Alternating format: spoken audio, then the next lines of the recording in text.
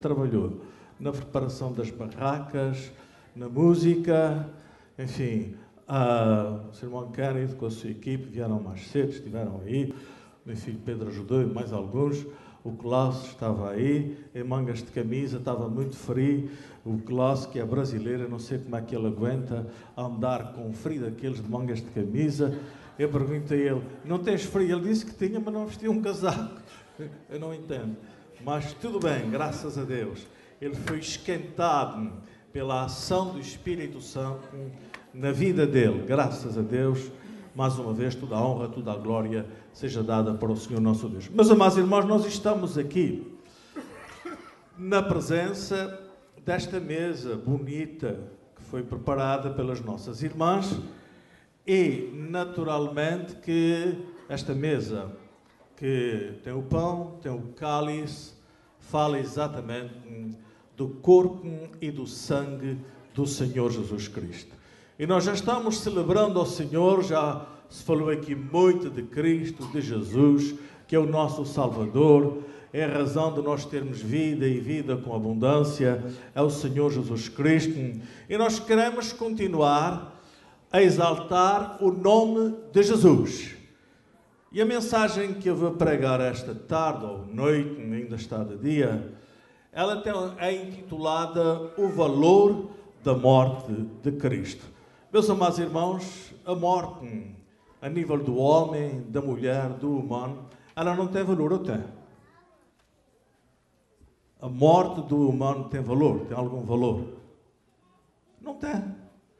Mas a morte do Senhor Jesus Cristo, ela tem grande valor, porque Ele morreu para que nós tivéssemos vida e vida com abundância. Então nós queremos esta noite, como estamos aqui celebrando a ceia do Senhor, como estamos lembrando o Senhor Jesus Cristo e a sua morte, queremos falar um pouco sobre isso. Lá em Mateus capítulo 20, versos 28, diz assim: assim como o Filho do Homem não veio para ser servido, mas para servir e para dar a sua vida em resgate de muitos. É isso que nós estávamos falando. Ele morreu para nos salvar. Ele morreu para que nós pudéssemos ser reconciliados com Deus e, consequentemente, pudéssemos ter acesso ao céu. Estar um dia na glória, na eternidade, felizes para todo o sempre. Jesus foi a única pessoa na história humana que nasceu com um destino traçado. Ele veio do céu, da glória, daquele lugar maravilhoso, onde estava grandemente honrado. Ele veio para morrer.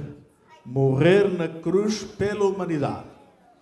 Posso afirmar sem receio que os 3 dias mais importantes da história humana foram o dia do nascimento de Jesus. Dia de muita festa, dia de muita alegria, eram novas de grande alegria, diz o evangelista, a vinda do Senhor Jesus Cristo, porque Ele vinha exatamente com este propósito, nos salvar. E depois também o dia da sua morte. Jesus morreu, mas Ele não foi retido pelas ânsias da morte, mas ao terceiro dia, Ele ressuscitou. A ressurreição do Senhor Jesus Cristo é, sem dúvida alguma, uma grande vitória para o cristianismo. Uma grande vitória para a humanidade. Era um indicativo de que realmente na pessoa de Jesus há vida e vida com abundância. E como Ele ressuscitou, nós também um dia vamos ressuscitar num corpo glorioso, igual ao do Senhor Jesus Cristo. O irmão quer dizer amém. E glorificar o nome do Senhor nosso Deus. Sua encarnação, fala lá São João, capítulo 1, verso 14. E o Verbo se fez carne e habitou entre nós, cheio de graça e de verdade. E vimos sua glória como a glória do unigênito do Pai. Jesus impactou a humanidade. Deixou sempre bênção por onde passou. Foi, sem dúvida alguma, aquele que fez milagres, muitos milagres, e, consequentemente, deixou muitas bênçãos para aqueles que viveram o seu tempo, mas continua a abençoar. Jesus é o abençoador. Jesus nos abençoa de uma forma que não tem explicação, não é verdade? Porque nós estamos mortos em nossos delitos e em nossos pecados. Ele nos salvou, nos transformou. E, portanto, nós deixamos de estar mortos e passamos a estar vivos, ter vida e vida com abundância em Cristo Jesus, nosso Senhor. O irmão quer dizer amém, glorificar a Deus. Jesus mudou a história de incontáveis milhões de vidas no decurso da sua história, que beneficiaram da graça de Deus. E nós queríamos falar também um pouco acerca da graça de Deus, mais precisamente dos efeitos da graça de Deus. Em primeiro lugar, a morte de Cristo trouxe salvação por meio da graça, que é a favor e merecido para toda a humanidade. Em Efésios capítulo 2, verso 8, nós lemos: porque pela graça sois salvos, por meio da fé. E isto não vem de vós, é dom de Deus, é dádiva divina. Foi Ele que fez tudo isso para nós. Foi Ele que preparou para nós. E hoje, uma vez mais, nós queremos expressar gratidão ao Deus Todo-Poderoso pela dádiva preciosa do seu Filho, que é o nosso Salvador. Estando nós ainda mortos em nossos delitos, nos vivificou juntamente com Cristo. Nós fomos vivificados, estando mortos, fomos vivificados juntamente com Cristo, pela graça sois salvos, diz o versículo que nós lemos. E nos ressuscitou juntamente com Ele. Como nós estávamos mortos, espiritualmente falando, Ele nos ressuscitou com Ele. E com Ele nos fez sentar nas regiões celestes em Cristo Jesus. Ele já nos abençoou com todas as bênçãos espirituais nos lugares celestiais em Cristo Jesus. Não é isso que fala Efésios? Graças a Deus. Glórias a Jesus. Para mostrar nos séculos vindouros a suprema riqueza da sua graça, pela sua bondade para conosco em Cristo Jesus. Meus amados irmãos, nós não nos podemos cansar de falar, anunciar as bênçãos que já recebemos. O povo olha para nós e às vezes fica meio incrédulo, mas nós temos que falar deste amor. Temos que falar da grande transformação que Ele fez em nós. Quando você está a sorrir e o incrédulo olha para ti e pensa que você não tem razões para sorrir, você explica para ele a razão por que está a sorrir. Foi Deus que pôs este sorriso nos teus lábios, por causa da alegria que está no teu coração, que é o gozo do Senhor. Isto é milagre, é maravilha, que o homem natural não entende, mas nós sabemos porque temos experimentado este milagre e esta maravilha. O irmão quer dizer amém mais uma vez e glorificar o nome do Senhor nosso Deus. É por causa da graça de Deus que somos perdoados dos nossos pecados e passamos a ter comunhão com Deus, que é uma coisa linda, nós podermos ter comunhão com Deus. E hoje, como eu já disse, nós estamos nesta comemoração em obediência ao próprio Senhor Jesus Cristo. Vamos participar da ceia do Senhor e naturalmente que nós queremos lançar mão do prato dignamente, e para isso nós precisamos estar em comunhão uns com os outros. Você está amando o seu irmão nesta hora? Você está em comunhão com ele? Ou está aí alguma raiva no coração? É preciso acertar. Os maridos com as esposas, etc., precisam estar em comunhão um com o outro, e a igreja de uma forma geral. E naturalmente, quando nós estamos em comunhão uns com os outros, o mais certo é que estaremos também em comunhão com o Senhor nosso Deus, que é uma necessidade, é uma maravilha. Nós realmente só seremos verdadeiramente felizes, só nos sentiremos verdadeiramente abençoados se estivermos em comunhão com Deus. Porque a felicidade verdadeira, a bênção total, a alegria, chamamos o gozo do Senhor, vem das mãos do Senhor, nosso Deus, para as nossas vidas. Mas nós precisamos estar em comunhão com o Senhor, nosso Deus. Em vida, o homem jamais pode livrar-se da natureza adâmica. Está aqui. Ela coabita com a nova natureza. Daí a necessidade da graça para preencher as lacunas do homem. Nós vacilamos muito, não é verdade? Falhamos muito. Não somos perfeitos. Estamos caminhando para lá. Mas a graça de Deus, ela vai cobrindo estas lacunas.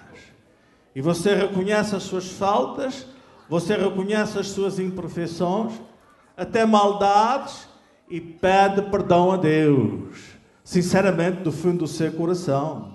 E Ele vem ao encontro das tuas necessidades, e perdoa os teus pecados, e perdoa as tuas maldades. E você continua a andar na presença do Todo-Poderoso. O irmão quer dizer amém, glorificar a Deus. Porque não é bom que nós fiquemos separados de Deus pelo pecado. É muito mal para nós. Nós precisamos de Deus constantemente nas nossas vidas. Sentir a presença do Espírito Santo. Há, pois, que se fazer distinção entre vitória sobre o pecado e lacunas humanas. Ainda que Jesus fosse 100% Deus e 100% homem, e pudesse pecar, ele podia pecar, Jesus.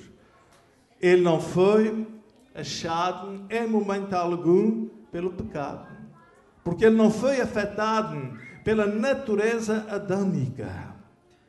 Tampouco tinha lacunas em sua vida. Vamos ver aqui em Mateus capítulo 4, verso 1. Porque ele era perfeito. Ele já tinha atingido o estado de perfeição. Nele não havia falta alguma.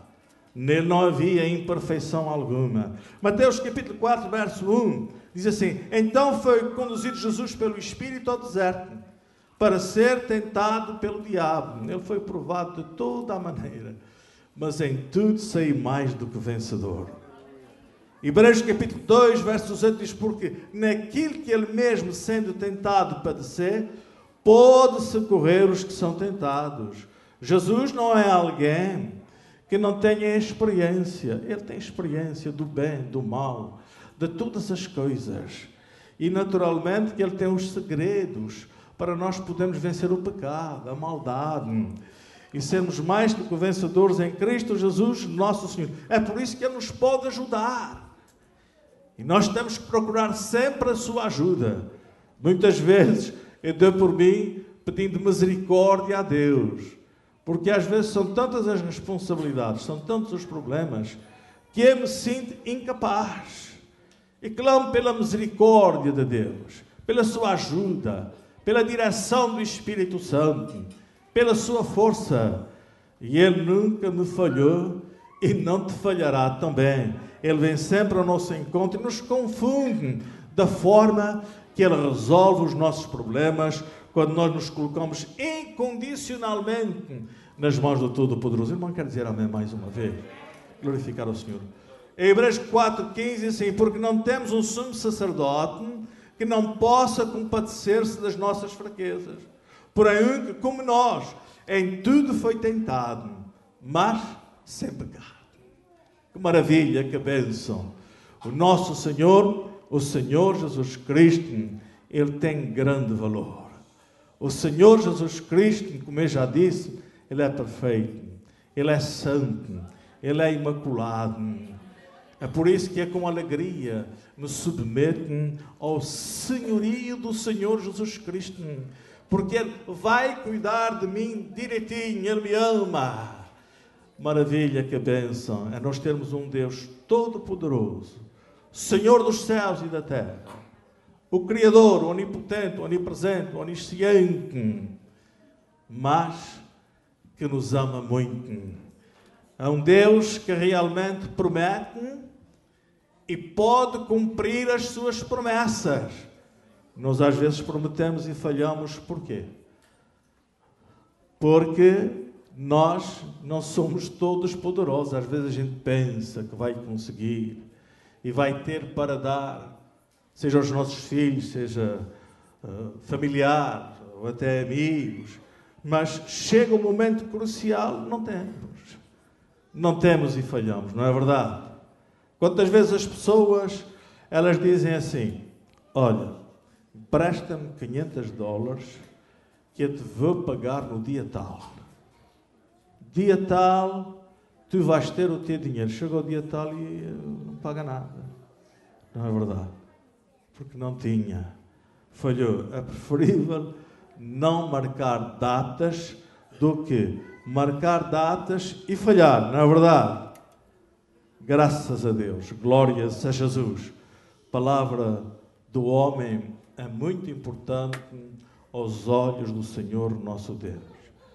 E nós precisamos nos esforçar para estarmos honrando a nossa palavra, porque isso é agradável aos olhos do Senhor nosso Deus. Hoje temos advogados e qualquer coisa as pessoas vão para os advogados, mas antigamente era a palavra do homem. Não é verdade?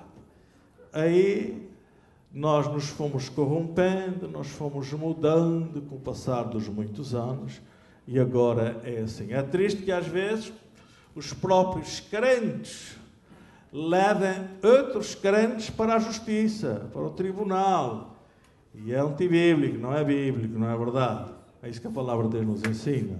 Mas os dias que nós estamos vivendo, mas Deus quer nos ajudar para que nós, em tudo, possamos honrar e glorificar o nome do Senhor nosso Deus. Jesus, ele era santo. Era e é, naturalmente. Imune ao pecado. E perfeito. Pois só assim poderia se tornar sacrifício pelo pecado. Isaías 53, versos 9 a 10 diz assim: e deram-lhe a sepultura com os ímpios, e com o rico na sua morte, embora nunca tivesse cometido injustiça, nem houvesse engano na sua boca.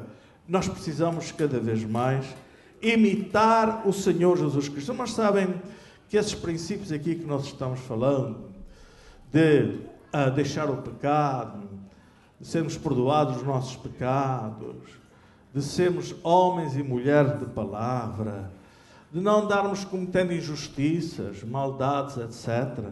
Sabe o que é que origina as pessoas que realmente se posicionam com essas características de Jesus na sua vida? A felicidade. Muita gente não é feliz, é triste, é oprimida e não entende bem porquê.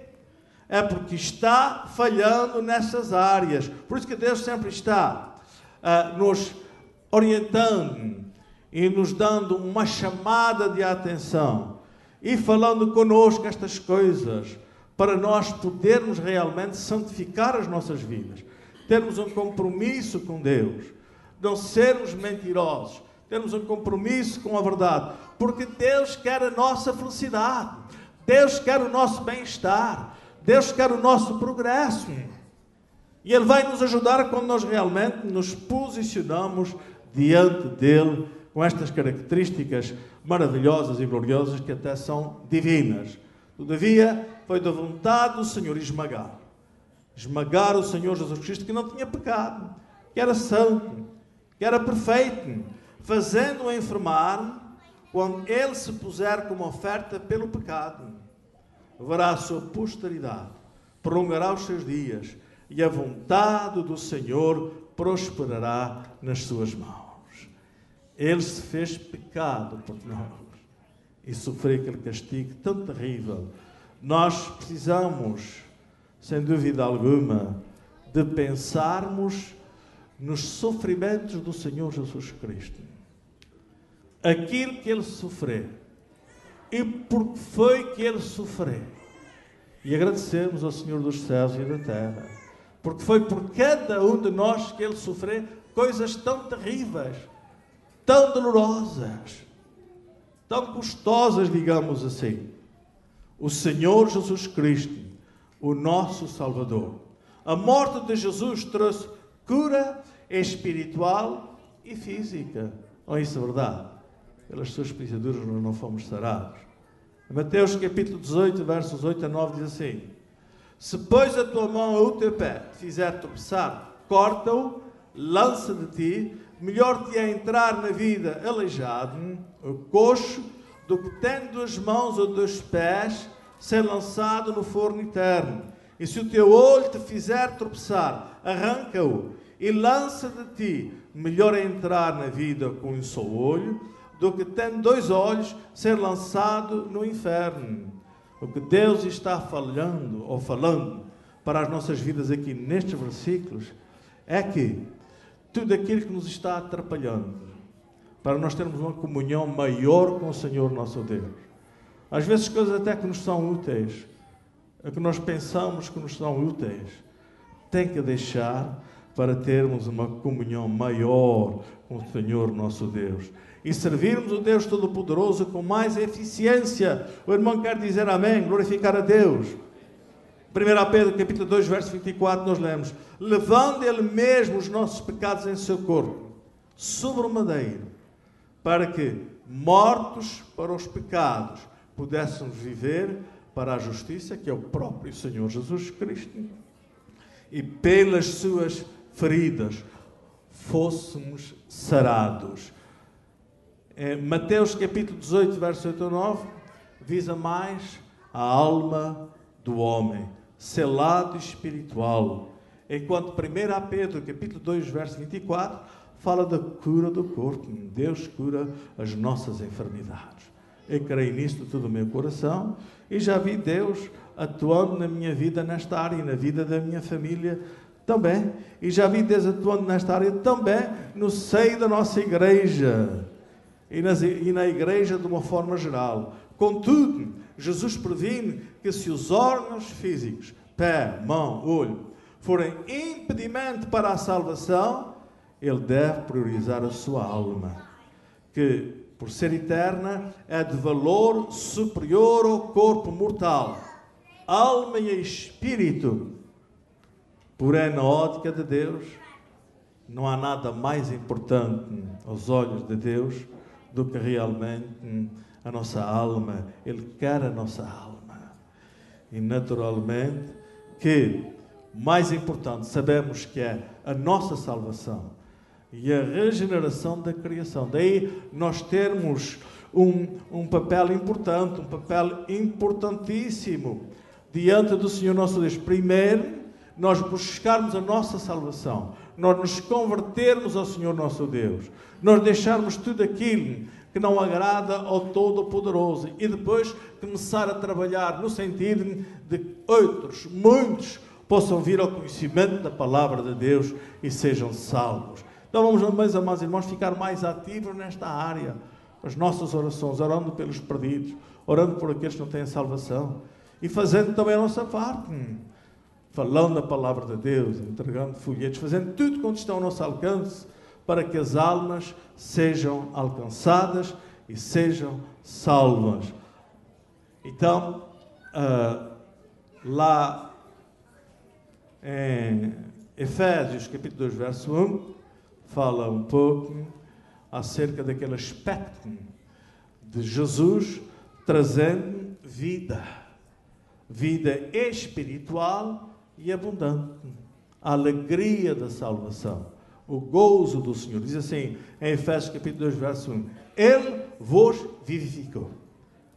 Você não sentiu uma grande diferença quando teve aquela experiência verdadeira com Cristo Jesus? E Ele entrou na tua vida, salvou a tua alma, e você começou a ser a habitação do Espírito Santo. E as manifestações do Espírito Santo começaram a ser uma realidade na tua vida. Não é isso maravilhoso? Não é isso glorioso? Mas, meus amados irmãos, a questão é essa.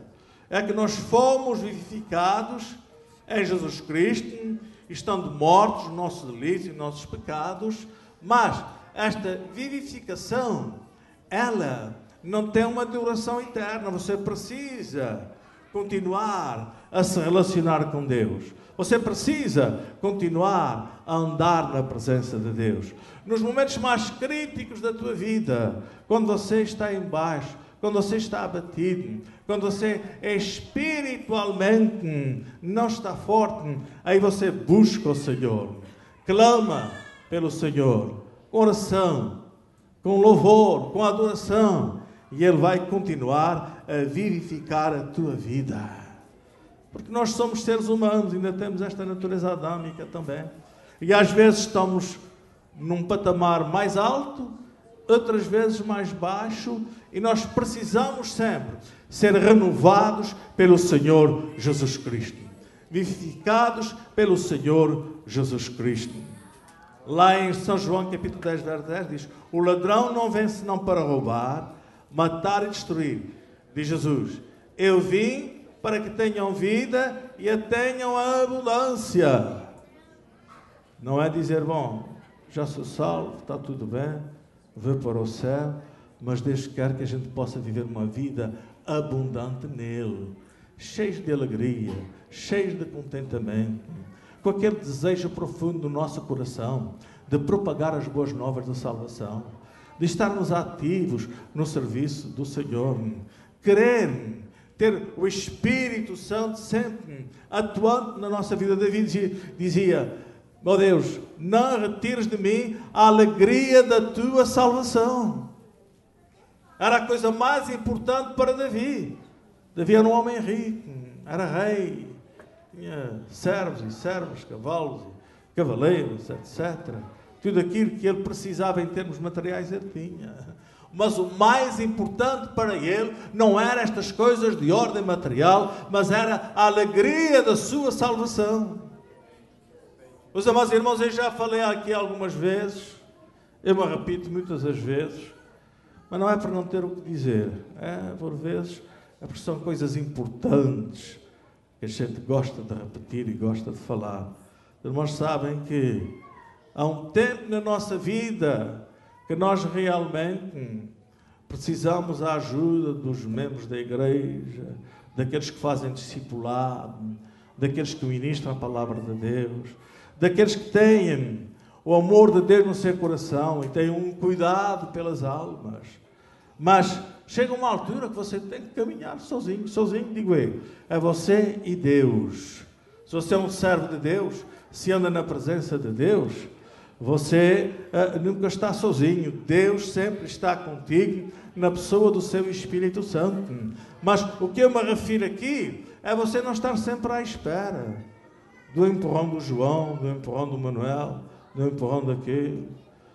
O irmão Joaquim não me cumprimentou. Não é o irmão Joaquim daqui. Não é o pastor Joaquim. Eu disse o irmão Joaquim. Não me cumprimentou, não sorriu para mim. Cada um é como é. Você não deixa essas coisas afetarem a tua vida. A irmã Maria não te cumprimenta. A Danila não te cumprimenta. I know. Mas se por acaso isso acontecesse, que pode acontecer eventualmente sem ela querer, o que é que você faz? Você vai ter com ela, dá um sorriso para ela, cumprimenta ela. E ela vai dar um sorriso para ti, eu tenho a certeza. A Danila vai dar um sorriso para ti, de certeza. Então é assim que a gente faz, não é verdade? Os irmãos sabem que as pessoas, elas ficam melindradas. Os irmãos sabem o que é melindrado? Hã? Tu sabes, Rebeca? É um termo lá de Portugal. No Brasil tem isso também, irmão Alencar. As pessoas ficam melindradas e é um indicativo, muitas vezes, de imaturidade. Nós precisamos crescer e ser maduros.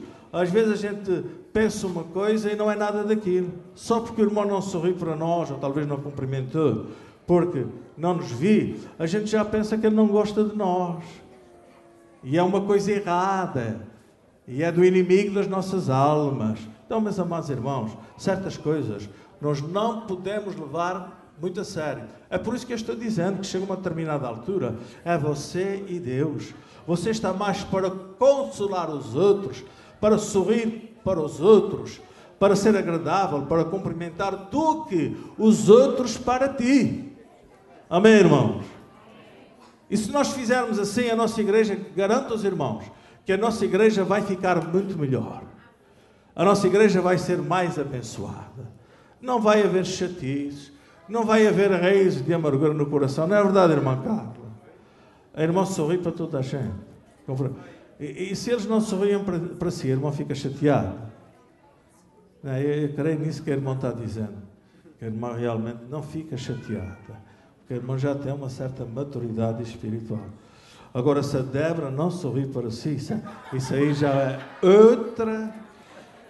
outra situação. Não é verdade? Mas os outros, irmão, releva e tal. Muito bom. Graças a Deus. Aleluia. E nós sabem que quando nós aprendemos a viver, e aprender a viver é isso também, nós vivemos muito melhor. E as pessoas até gostam mais de nós. Já viu que uma pessoa notar que você, de repente, está chateada com ela, e ela pensa que você tem uma raiva no seu coração? Mas o que é que aconteceu com aquele irmão, com aquela irmã, que não sorriu para mim, não, porque ela ficou chateada, porque pensou que a outra não tinha cumprimentado.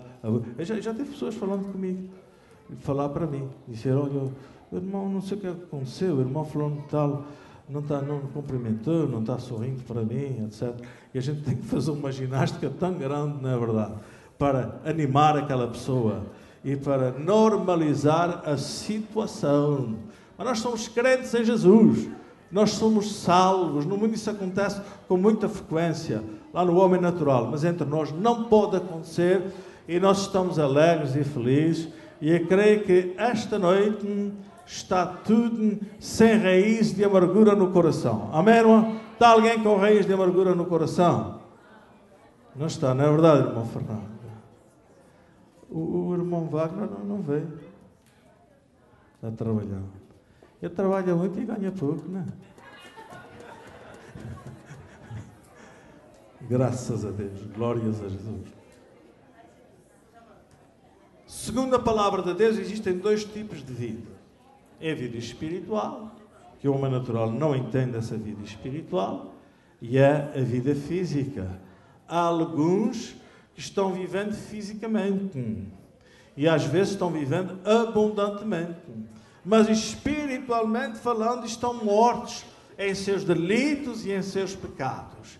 E nós temos que ir ao encontro deles, ganhá-los para Jesus, para que eles possam experimentar a mesma vida que nós já experimentamos em Cristo Jesus. A vida física ou a vida espiritual é concebida por Deus, enquanto a segunda refere-se ao nosso lado humano, imortal. Para que o homem comungue com Deus, ele precisa nascer de novo, ter uma experiência verdadeira com Cristo Jesus. É outra coisa, às vezes, difícil de explicar ao homem natural, porque é o Espírito Santo que tem que convencer da justiça, do juízo e do pecado. O homem precisa nascer de Deus. João capítulo 3, versos 6 e 7 diz assim: o que é nascido da carne é carne. E nós nascemos primeiro da carne. E o que é nascido do Espírito é Espírito. E depois, quando nós temos esta experiência verdadeira com Cristo, nascemos do Espírito. Somos feitos novas criaturas em Cristo Jesus. O Espírito Santo começa a habitar o nosso ser. E um dia, aqueles que já nasceram do Espírito estarão com Deus para todo sempre, regozijados, alegres no céu da glória. Então diz Jesus: não te admires de ter haver dito, necessário vos é nascer de novo. Eu não sei se todos que estão aqui esta tarde, esta noite, se já nasceram de novo. Mas, se você não tem a certeza ainda da sua salvação, hoje é dia aceitável. Reconheça que é um pecador, reconheça que é uma pecadora, peça perdão para os seus pecados e aceite Jesus como Senhor e Salvador da sua vida. O novo nascimento não é o processo que se opera da terra para o céu. Não somos nós que nos salvamos a nós mesmos, mas é um processo que se opera do céu para a terra. Quando nós damos aquele passo para Deus, que eu já falei aqui, parte sempre de Deus. É Deus que opera em nós através do seu Espírito Santo. O novo nascimento é trabalho do Espírito Santo. Contudo, para tal é preciso arrependimento, confissão de pecados e aceitação de Jesus como Senhor e Salvador da nossa vida. Alguém estava perguntando ontem, não é verdade? Como é que você sabe que é salvo? É porque você já fez Jesus Senhor da sua vida, não é verdade? Ele é o Senhor da nossa vida. Isso implica naturalmente submissão a Ele. andar com Ele, ter compromisso com Ele, fazer aquilo que Ele nos manda, e assim teremos vitória abundante em Cristo Jesus, nosso Senhor. Somente os que nascem de novo, de Deus, podem gozar da certeza da salvação e da vida eterna. João 3,5 fala assim: Jesus respondeu, em verdade te digo, que se alguém não nascer da água e do Espírito, não pode entrar no reino de Deus. Às vezes as pessoas ficam admiradas porque a gente diz que tem certeza da nossa salvação. Como é que tu sabes? É porque o Espírito Santo está operando dentro de nós. E nós sentimos a alegria do Senhor, sentimos o gozo do Senhor, sentimos a paz, estamos em paz com Deus e paz uns com os outros. Quando você não está em paz com o seu irmão, então, watch out, como dizem os americanos. A coisa está começando a ficar mal. Nós temos que estar em paz uns com os outros. E às vezes começa no lar, na família, não é? O marido não tem paz com a esposa não tem paz com o marido, os filhos não têm paz com os pais. Começa no lar. O lar é, sem dúvida alguma, a igrejinha pequenina onde começam todos os testes. Tem que estar vivendo lá. A bênção tem que estar lá. Jesus tem que estar lá. O Espírito Santo tem que estar lá. E vai ser realmente uma grande bênção. E vai haver muita alegria. E às vezes até acontecem milagres no seio do lar. E Deus usa os componentes do lar para orarem por pessoas e elas serem curadas. Começa aí. O lar é uma força muito grande. O lar é uma instituição divina, a família. Mas quando a família não está bem, é um problema muito sério. E se eles são da igreja, claro que prejudica muito a igreja. Famílias abençoadas gerem uma igreja abençoada. O irmão quer dizer amém, glorificar o nome do Senhor nosso Deus. Amém, irmãos? O processo do novo nascimento traz também o perdão de Deus. Não é isso maravilhoso? O perdão de Deus para as nossas vidas. A culpa do pecado desaparece. Porque Deus nos perdoou. E agora somos novas criaturas em Cristo Jesus. Pois a partir do momento que alguém recebe a Jesus como Salvador e Senhor, em seu nome recebe também o perdão dos seus pecados. Atos capítulo 10, versos 38, Pedro então lhes respondeu: arrependei-vos e cada um de vós seja batizado em nome de Jesus Cristo. Aqui fala em nome de Jesus Cristo porque os hebreus, os judeus, tinham um problema com o nome de Jesus. Alguns não consideravam Jesus o Messias, Deus, divino. Por isso que eles tinham que reconhecer que Jesus era o Messias, que Jesus é divino, Jesus é Deus. Por isso que fala que há uma denominação em nome de Jesus, etc. E usam esse versículo, mas é por isso. Porque, na verdade, é em nome do Pai, do Filho e do Espírito Santo que a Bíblia nos ensina que devemos ser batizados. Em nome do Pai, do Filho e do Espírito Santo. Nós já não temos problema nenhum com Jesus. Ou será que temos? Jesus é Deus. Jesus é divino. Então, para a remissão dos pecados, e recebereis o dom do Espírito Santo, o batismo com o Espírito Santo. Depois de nós sermos salvos, nós precisamos, com afinco, buscar esta promessa. O batismo com o Espírito Santo, que é para nós. Então você que ainda não é batizado com o Espírito Santo, mas que já deu o seu coração a Jesus, é salvo. Busque o batismo com o Espírito Santo. Não desista. Busque até que Deus te encha com o seu Espírito Santo e você